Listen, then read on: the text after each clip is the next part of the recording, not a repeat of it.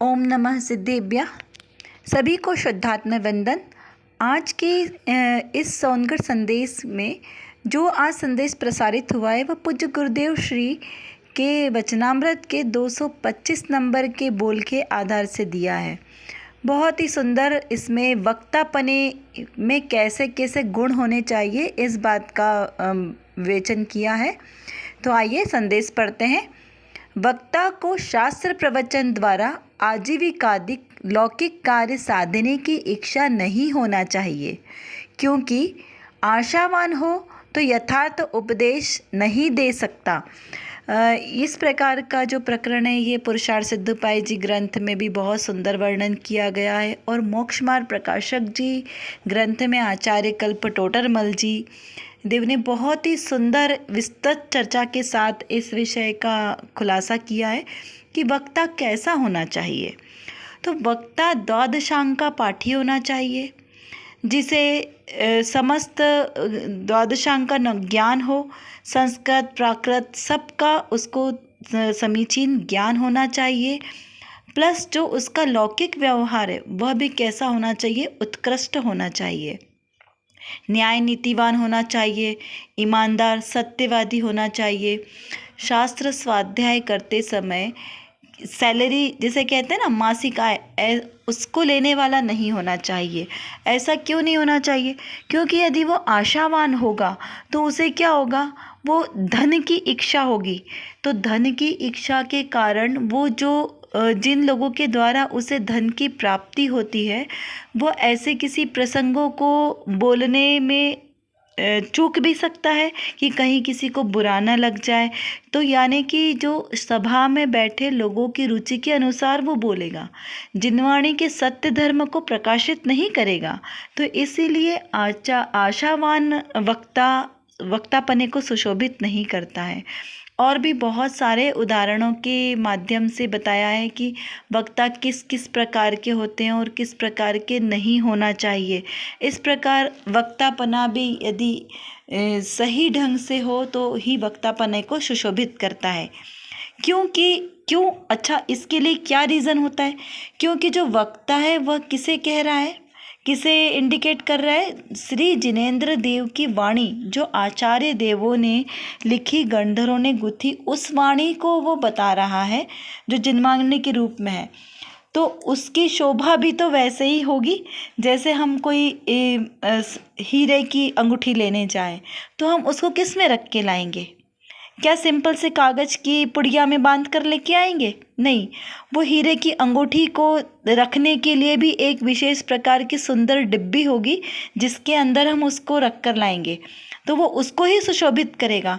वैसे ही वक्तापना जो जिनेंद्र देव की गंधर की गद्दी है उसे भी सुशोभित करने के लिए वक्ता में भी विशेष गुण होने चाहिए।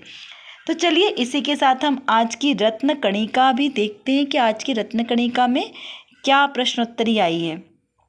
श्रोता प्रश्न करते हैं कि वस्तु के स्वरूप का निश्चय किस प्रकार करना चाहिए। यह बात न्याय और तर्क से तो जमती है, किंतु अंतर में जाने का साहस क्यों नहीं हो पाता? तो इसका पूज्य श्री गुरुदेव श्री इसका उत्तर देते हैं समाधान करते हुए कि अंतर पहुँचने का जितना पुरुषार्थ होना चाहिए उतना नहीं बन पाता, इसीलिए बाहर भटकता रहता है, अंदर जाने की रुचि नहीं, इसीलिए उपयोग अंदर जाता नहीं। बहुत ही सुंदर यह प्रश्न है कि हम बार बार शास्त्र स्वाध्याय करते हैं लेकिन फिर भी वो तत्व की बात हमारे अंदर में चोट क्यों नहीं पहुंचाती।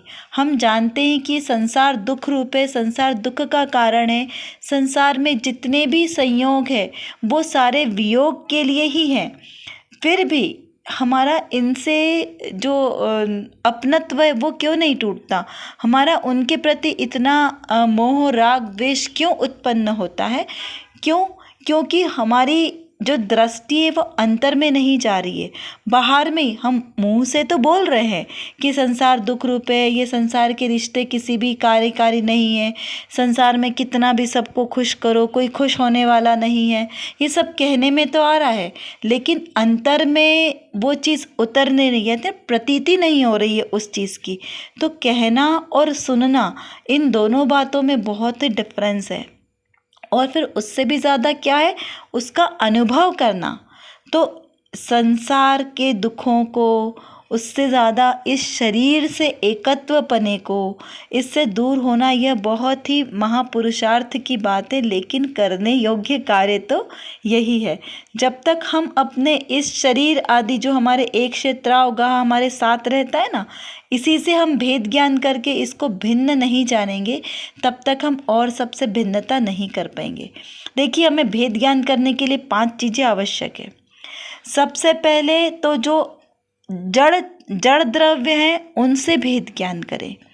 फिर चेतन द्रव्य, जो स्त्री पुत्र आदि जो है ये चेतन द्रव्य, इनसे भेद ज्ञान करना है।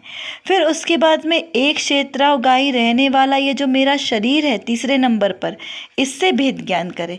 4th नंबर पे है हमारे ही आत्मा में उत्पन्न होने वाले मोह राग द्वेष आदि विकारी भाव, इनसे भी हमें क्या करना है, भेद ज्ञान करना है। फिर 5वें नंबर पे आएगा, अभी तो नहीं आएगा, आएगा कि एक समय की जो निर्मल पर्याय है केवल ज्ञान की, उससे भी स्वयं को भिन्न जानना।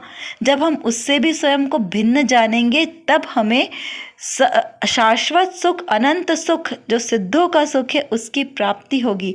तो ऐसा ही हम अतुल सुख प्राप्त करें, ऐसी अंतर में तीव्र उत्कंठा हो और हम अपने ऐसे ही जिन शासन को प्रशस्त करें, अपने मोक्ष मार्ग को प्रशस्त करें।